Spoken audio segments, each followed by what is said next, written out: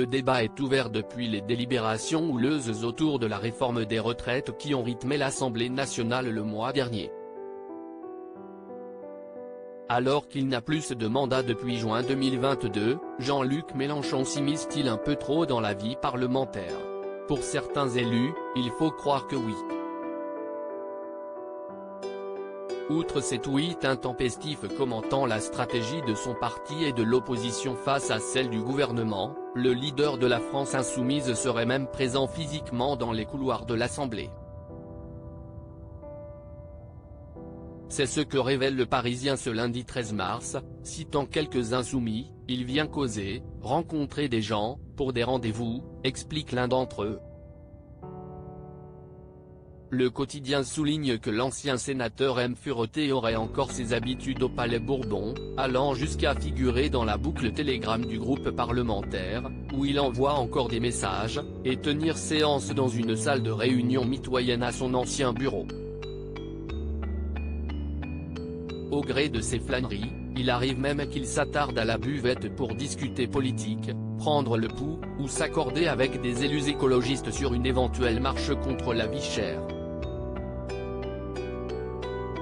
Le tout, sous l'œil effaré des députés du parti présidentiel, il s'était tapé l'incruste à la buvette.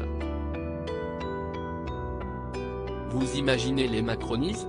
Quand ils voient Mélenchon à la buvette ils s'évanouissent, s'est esclaffé un élu témoin de sa visite.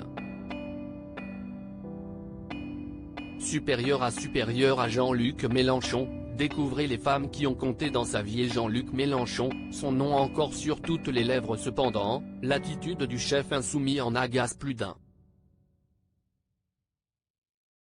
En dehors des divisions que ses prises de position suscitent dans son propre parti, Jean-Luc Mélenchon hérisse le poil de ses opposants, comme Jordan Bardella, qu'il a récemment accusé sur France Inter de se comporter en chef de gang.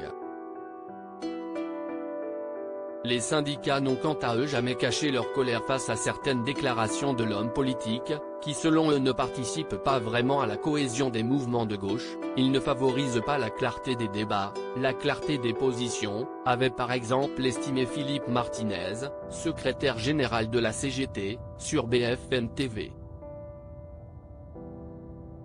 Et de reconnaître dans la même interview, entre lui et le mouvement syndical, oui, ça ne se passe pas très bien. Qu'il le souhaite ou non, Jean-Luc Mélenchon est loin de se faire oublier.